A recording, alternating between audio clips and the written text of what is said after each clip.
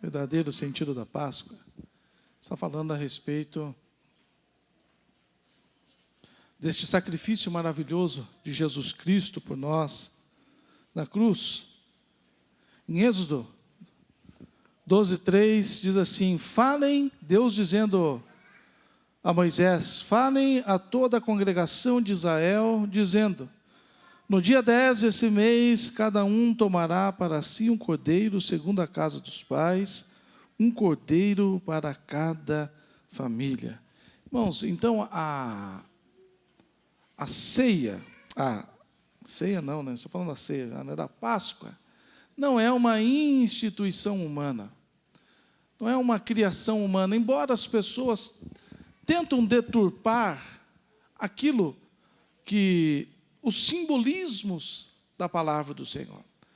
O diabo, ele vai mudando as suas estratégias. Ele tentou acabar com a Bíblia, tentou com que fosse queimado todos os exemplares bíblicos, tentou destruir as gráficas, as prensas, para que a palavra do Senhor fosse destruída, não conseguiu. Então ele vai usando dos próprios simbolismos que a palavra do Senhor tem para corromper. Corrompeu a Páscoa, corrompeu o sentido do Natal, corrompeu até aquele arco bonito que a gente vê no céu, né? Irmãos, a Bíblia não diz que é arco-íris, mas eu não conheço outro arco que apareça no céu a não ser o arco-íris. Então, toda a vida que chove e aparece aquelas cores bonitas, aquele é o arco da aliança de Deus. E também já está sendo deturpado. Então, nós vemos que a Páscoa teve este início, teve este começo, esta fundação pelo próprio Deus.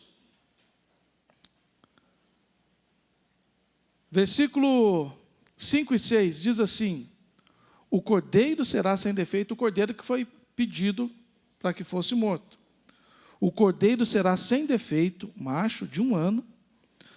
Vocês guardarão o cordeiro até o 14º dia deste mês, e todo o ajuntamento da congregação de Israel o matará no crepúsculo da tarde, quer dizer, no início da noite, né? Quando estiver terminando o dia.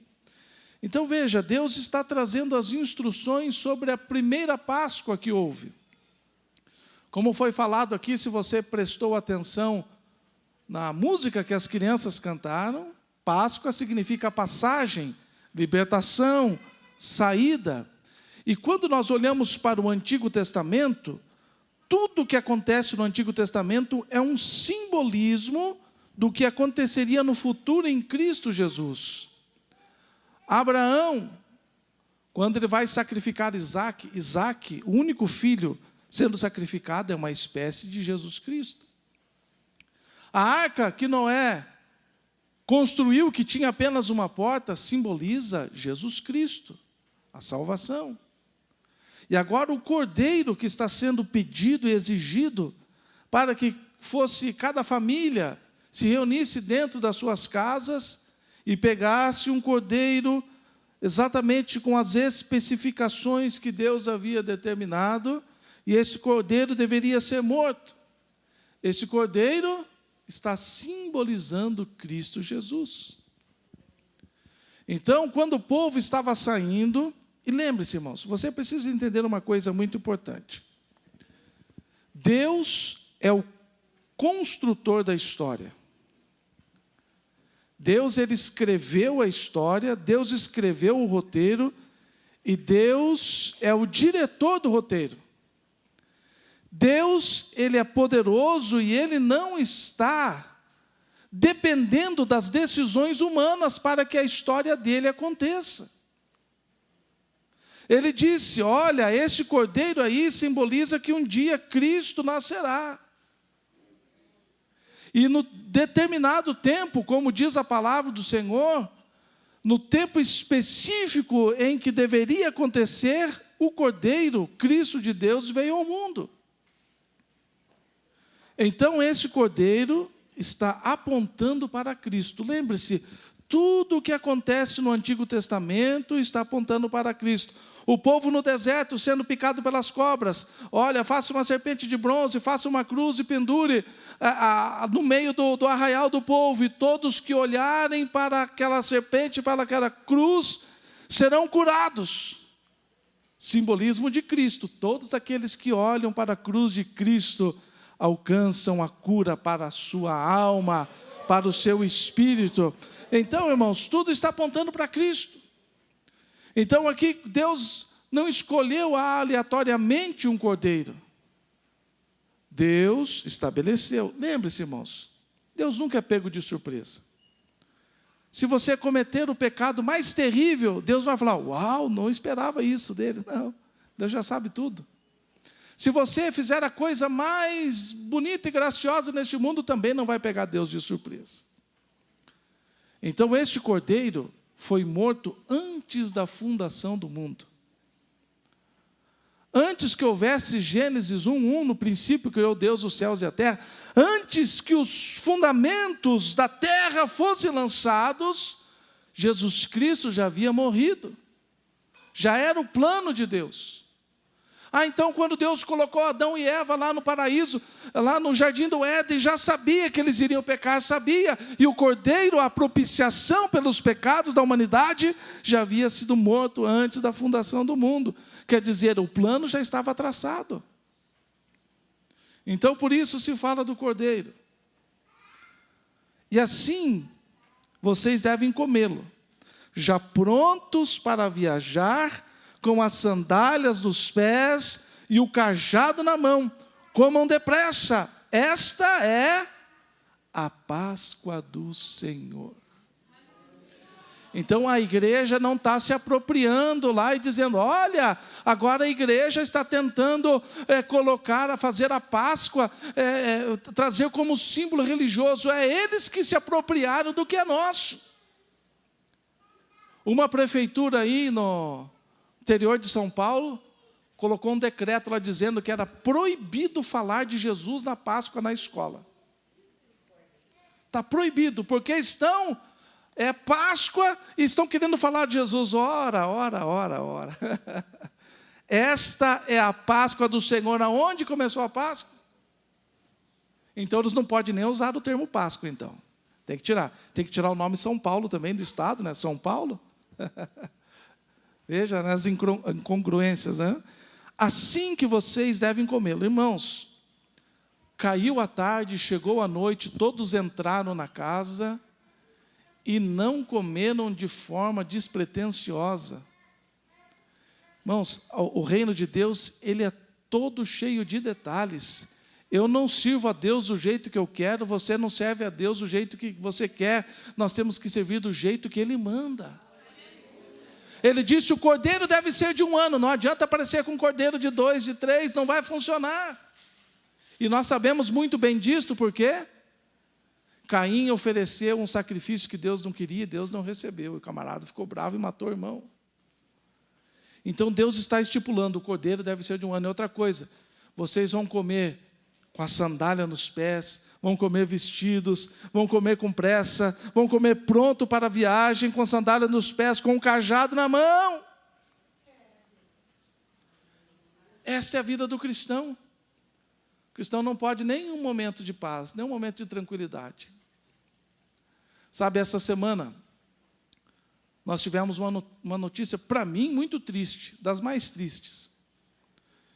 Eu cheguei em casa e liguei a TV no YouTube, estava passando um jornal ao vivo no YouTube, eu cliquei para ver, e tinha acabado de acontecer um confronto num complexo de prédios ali, num condomínio, e a polícia de elite, como é que eles chamam lá? Esqueci, o batalhão de choque de São Paulo. Havia entrado para prender uns peruanos que estavam escondidos lá, de uma gangue muito terrível, e um deles pegou a própria arma do policial e atirou na cabeça do policial e matou um sargento.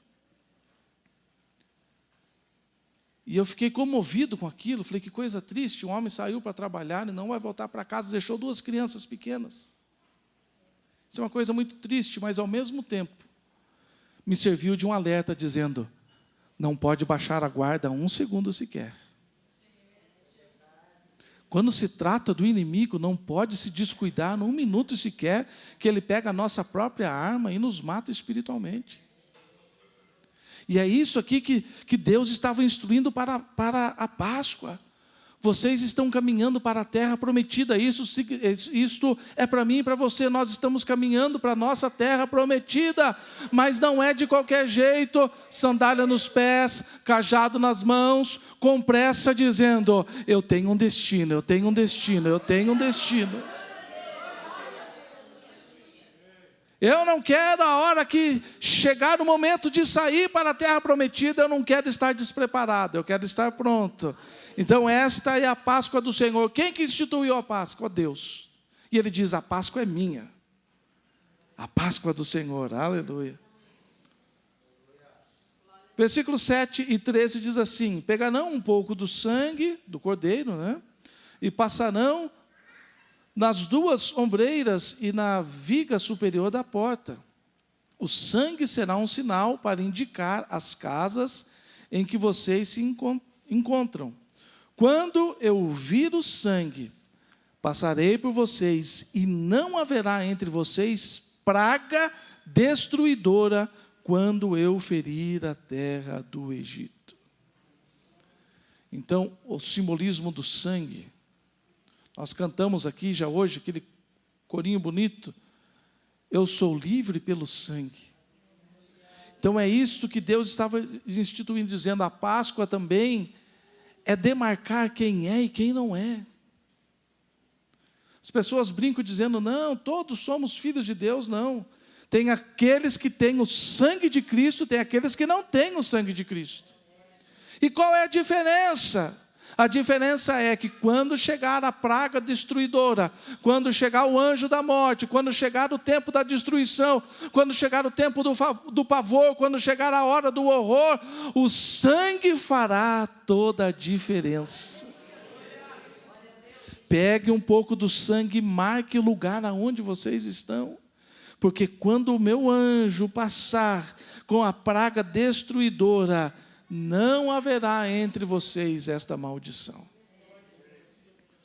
Então a Páscoa significa que nós temos que ter o sangue de Cristo na nossa vida, para que as pragas deste mundo, para que as pragas do inferno não cheguem em nós, não cheguem na nossa casa, não cheguem na nossa vida, não cheguem na nossa existência. Então veja quão profundo, extenso e poderoso é o simbolismo da Páscoa. Muitas vezes na correria do dia a dia, tempo em tempo, as coisas vão ficando sem muita explicação e não vamos dando a devida importância e o valor, e chega uma Páscoa, e chega outra Páscoa, e vai passando o tempo, e a gente só sabe se endividar no cartão comprando o ovo de Páscoa para todo mundo que a gente conhece, Mas Páscoa é muito mais do que isto. Páscoa está dizendo: você tem o sangue, você tem o sangue do Cordeiro na sua vida, você tem o sangue do Cordeiro aí na sua história, na sua casa, porque quando chegar o dia mau, quando chegar a adversidade, quando chegar o dia da provação, vocês estarão isentos por causa do sangue. Não, lembre-se, veja bem, nós estamos falando do povo saindo do Egito. O povo estava escravizado. Por que o povo estava escravizado? Porque Deus disse a Abraão: essa terra aqui é tua. A sua descendência será, pode contar a estrela? Não, não posso. Então será assim. Pode contar a areia da terra? Não, não posso. Então essa terra que será tua. Caminha até o norte, ele foi até o norte. Caminha até o sul, ele foi até o sul. Caminha do leste ao oeste, ele andou por tudo aonde o Senhor mandou. Ele diz: aonde você colocar o pé, será divisa. Aonde você colocar o pé, será teu. Aonde você colocar o pé, será a sua possessão eterna. Onde você colocar os pés. Só que vai passar 400 anos. Então o povo ficou escravizado 400 anos no Egito. E eles clamaram, e Deus ouviu o clamor e enviou Moisés para que tirasse o povo. Agora o povo está saindo, e na saída Deus está protegendo para que a morte não chegue na casa. Não confie em você, não confie nas suas habilidades, não confie nas suas decisões, não confie nos seus estudos, não confie no seu dinheiro, não confie naquilo que você acha. Nós não merecemos nada, o que nos livra é o sangue de Cristo. Deus, quando mandou a praga ali, Ele não falou assim: veja se é rico, se é pobre, veja se é influente, se não é influente, veja se tem cavalo, se não tem cavalo, se tem as bigas lá, né? A irmã Betinha deve ter conhecido alguma biga por lá, né? A biga dos egípcios, né? Veja lá se mora no palácio ou não. Lá não tinha pobre, não tinha rico, não tinha estrangeiro, não tinha nada. A única diferença era o sangue do Cordeiro. A única coisa que faz diferença na sua vida é o sangue do Cordeiro. Se você mora na casa própria alugada, o que faz a diferença é o sangue do Cordeiro. Se você anda a pé, de Uber, de ônibus, de bicicleta, a diferença é o sangue do Cordeiro. Se você tem conta no banco ou não tem, a diferença é o sangue do Cordeiro. É o sangue do Cordeiro. Aleluia. É a Páscoa. Veja o que João declara no capítulo 10, versículos 17 e 18. Por isso o Pai me ama, porque eu dou a minha vida para recebê-la outra vez. Ninguém a tira de mim. Pelo contrário, eu espontaneamente ou voluntariamente a dou.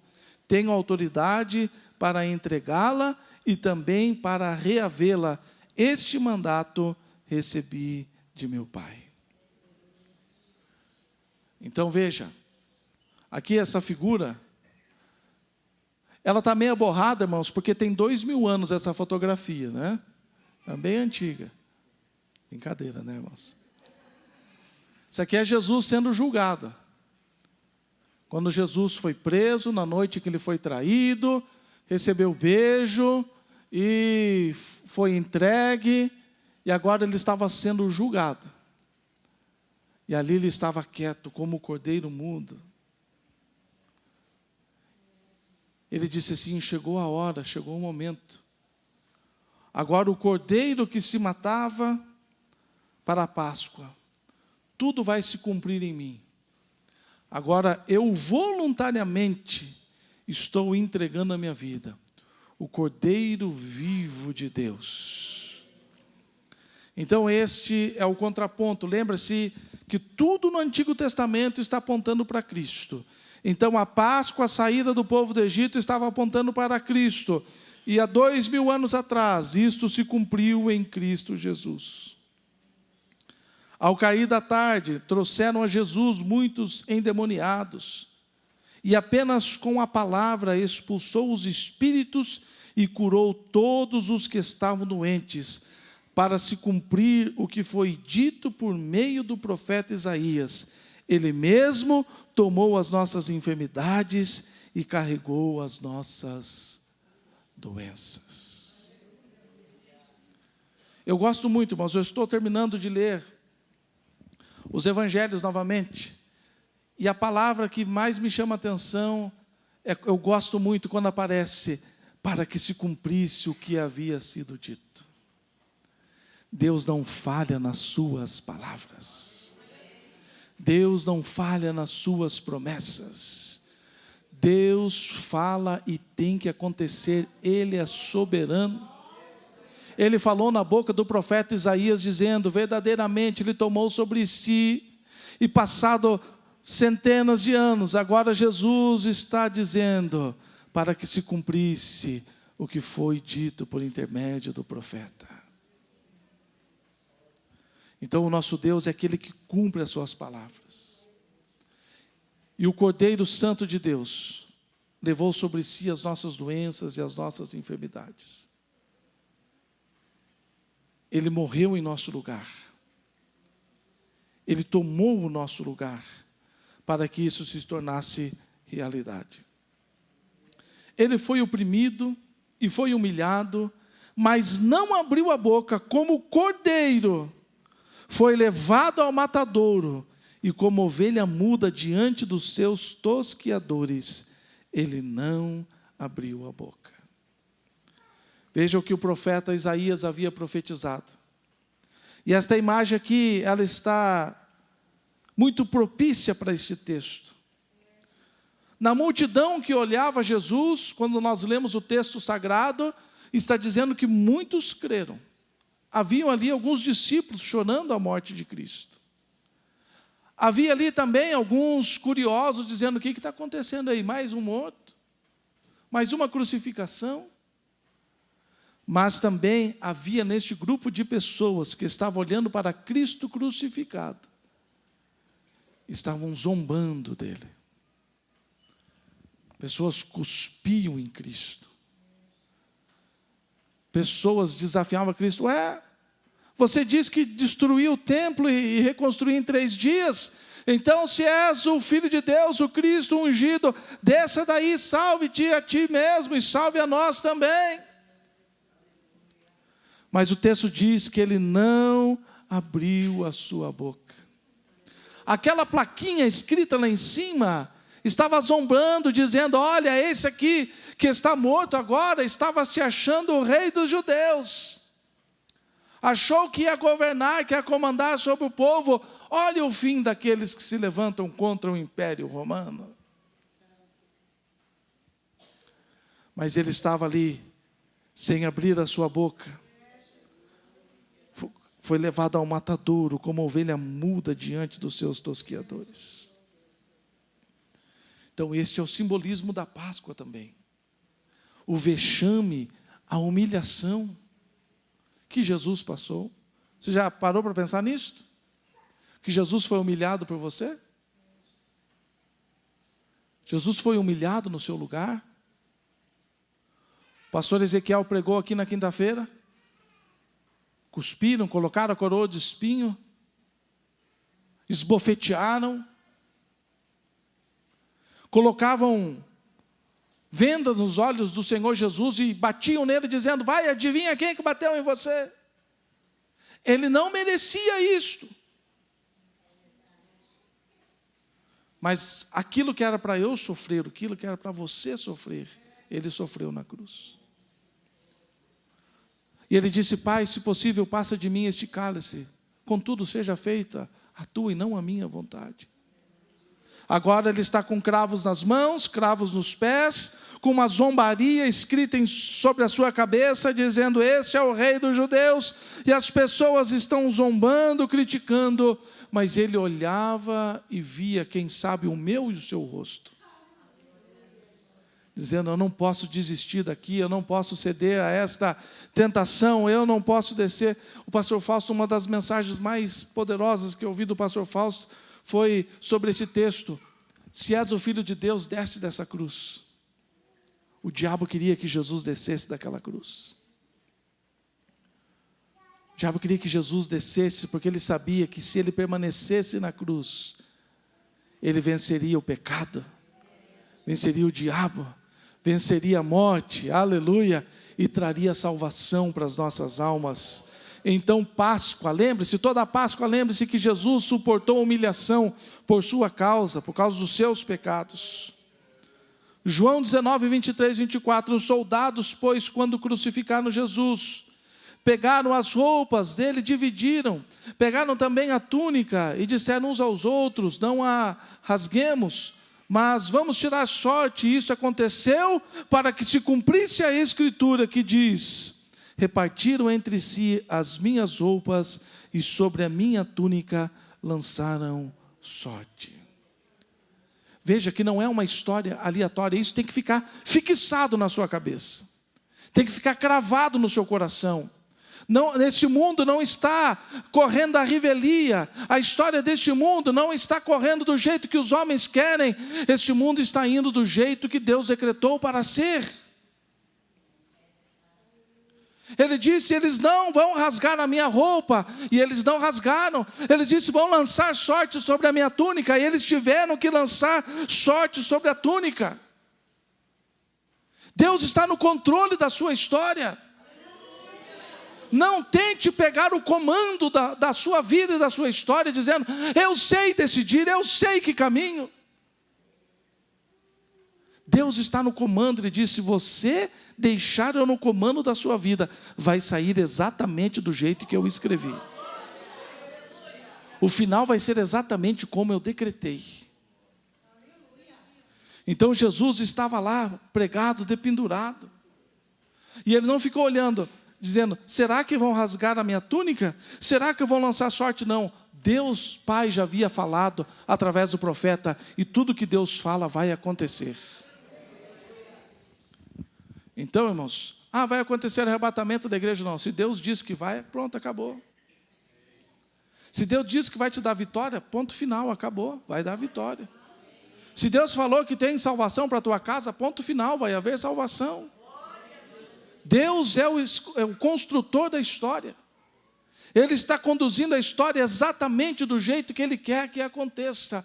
Até mesmo na sua túnica tiveram que obedecer os decretos divinos. Aleluia! Louvado seja o nome do Senhor. Esta imagem aqui me pega muito no coração. Mas Ele foi traspassado por causa das nossas transgressões e esmagado por causa das nossas iniquidades. O castigo que nos traz a paz estava sobre Ele, e pelas suas feridas nós fomos sarados. Não lembro se foi o pastor Ezequiel que pregou aqui na quinta-feira, que falou sobre os ossos, que os ossos não seriam quebrados, e que a lança furaria o seu lado. Veja, Ele foi transpassado por minha transgressão. Ele foi esmagado por causa da minha iniquidade. Ontem eu estava conversando com um rapaz, e eu com a Denise sempre conversamos com ele, o Anderson, o nome dele. E ele é de uma outra denominação, mas ele está parado. E a gente sempre conversa, e ontem nós nos encontramos, e ele disse, acho que está perto de Jesus arrebatar a igreja. Eu falei, exatamente isso. O tempo está findando, a hora está chegando. E aqui está dizendo que por causa das nossas transgressões, por causa da nossa iniquidade, e nós começamos a conversar sobre pecado e sobre iniquidade. Pecado, ele falou assim, a gente tem que tomar todo o cuidado. Eu falei, a gente peca sem ver. A gente peca pensando, olhando, desejando, ouvindo. Agora a iniquidade é difícil. Porque a iniquidade é quando nós pecamos sabendo que é pecado. E eu falei, mais do que isso. O Espírito Santo está falando no nosso coração, não faça que é pecado. E a gente vai e faz. Isso é iniquidade. O Espírito Santo está dizendo, não vá aí, não vá por este caminho, não siga por esta via, não se envolva com esta pessoa, não se envolva com isto. E a gente sabe que a pecado está indo, isto é iniquidade. Veja bem, por causa do meu pecado e da minha iniquidade, por causa do seu pecado e da sua iniquidade. Jesus teve uma lança, e a irmã Mariazinha perguntou assim, será que era tão alta a cruz assim? Eu falei, acho que era, porque a Bíblia diz que quando Jesus estava ali orando, eles pegaram um caniço com uma espuma, embebeceram no vinho e esticaram até chegar na boca de Jesus, mas ele não quis beber. Porque aquele vinagre ia aliviar um pouco o seu sofrimento. Ia aliviar um pouco, mas ele não quis. Ele precisou sofrer tudo o que precisava sofrer. Agora aquela lança estava sendo traspassada no seu peito, por causa dele não, por causa do meu e do seu pecado. Então este é o simbolismo da Páscoa.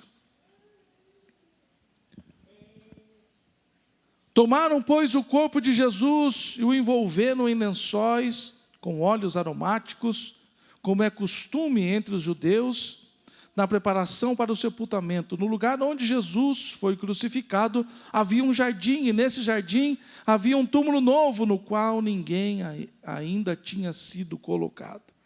Ali essa figura é uma representação do lençol que enrolaram, que envolveu o corpo de Cristo, e foi colocado ali então naquela sepultura. Mas ele não está mais lá, aleluia.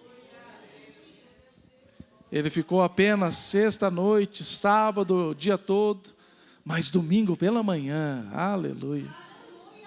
Domingo pela manhã, aleluia. Eu gosto muito de um texto que está no finalzinho de Lucas. Pedro sempre era o atrevido. Pedro sempre era o primeiro a responder. Quem dizeis que eu sou? Pedro já levantou a mão, eu quero responder. Então Pedro sempre era o primeiro. Ah, está vindo um fantasma sobre a água. Não, fantasma não, sou eu. Se é o Senhor, eu quero descer e andar na água também. Já foi descendo do barco. Pedro era assim. Foram prender Jesus, ele já passou a mão na espada e cortou a orelha do Malco, né? Cortou fora. Calma, Pedro, calma, guarda a espada aí, Pedro. Mas no domingo pela manhã, como diz o texto aqui, não vou ler, mas está aqui o texto. As mulheres foram lá, mulheres piedosas foram lá para terminar aquele ritual que os judeus têm para o corpo do falecido. Porque lembre-se que o finalzinho de sexta-feira é o começo do sábado para os judeus, eles não podiam fazer nada. Então eles tiveram que pegar às pressas Jesus, enrolá-lo, porque ficaram admirados que ele já havia morrido, e colocaram Jesus então no sepulcro. Mas no domingo pela manhã, aleluia, no domingo pela manhã, as mulheres se juntaram bem cedinho, falaram, vamos lá para terminar o embalsamamento do corpo ali, chegaram lá, não tinha mais nada, aleluia, como esta figura, a pedra estava rolada, o manto, o lençol estava ali, e o texto está dizendo, porque vocês procuram entre os mortos aquele que vive. E quando Pedro ficou sabendo o que a Bíblia diz, Pedro levantou a roupa dele, saiu correndinho, e foi o primeiro a chegar lá e colocar a cabeça para dentro e dizer, realmente o nosso mestre não está mais aqui, ele ressuscitou dentre os mortos, como ele mesmo havia prometido. É necessário que estas coisas aconteçam, mas o Filho do Homem irá ressurgir, recebendo novamente todo o poder nos céus e na terra. Oh, aleluia, aleluia. Louvado seja o nome do Senhor.